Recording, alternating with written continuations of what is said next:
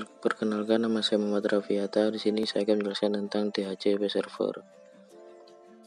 DHCP server atau Dynamic Configuration Protocol adalah layanan yang secara otomatis memberikan nomor IP kepada komputer yang memintanya. Komputer yang memberikan nomor IP disebut dengan DHCP server, sedangkan komputer yang meminta nomor IP disebut sebagai DHCP client.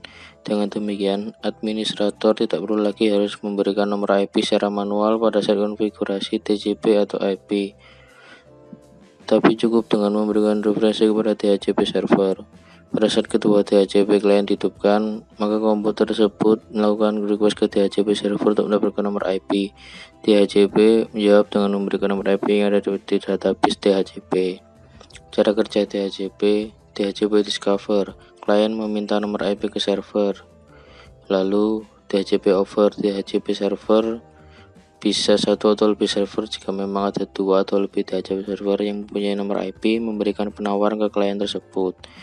DHCP request. Klien memilih penawaran DHCP server yang pertama diterima dan kembali melakukan broadcast dengan message menyetujui peminjaman tersebut kepada DHCP server.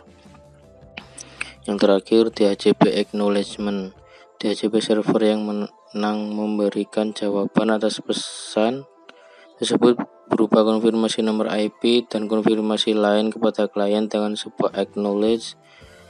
Kemudian klien melakukan inisialisasi dengan mengikat atau binding nomor IP tersebut dan klien dapat bekerja pada jaringan tersebut, sedangkan DHCP server yang lain menarik tawarannya kembali. Kelebihan DHCP: memudahkan dalam transfer data kepada PC klien lain atau PC server. DHCP menyediakan alamat-alamat IP secara dynamic dan konfigurasi lain. DHCP ini didesain untuk melayani network yang besar dan konfigurasi TCP atau IP yang kompleks. DHCP memungkinkan satu klien menggunakan alamat IP yang reusable, artinya alamat IP tersebut bisa dipakai oleh klien yang lain jika klien tersebut tidak sedang menggunakan atau sedang off. DHCP memungkinkan suatu klien menggunakan satu alamat IP untuk jangka waktu tertentu dari server. DHCP akan memberikan satu alamat IP dan parameter konfigurasi lainnya kepada klien.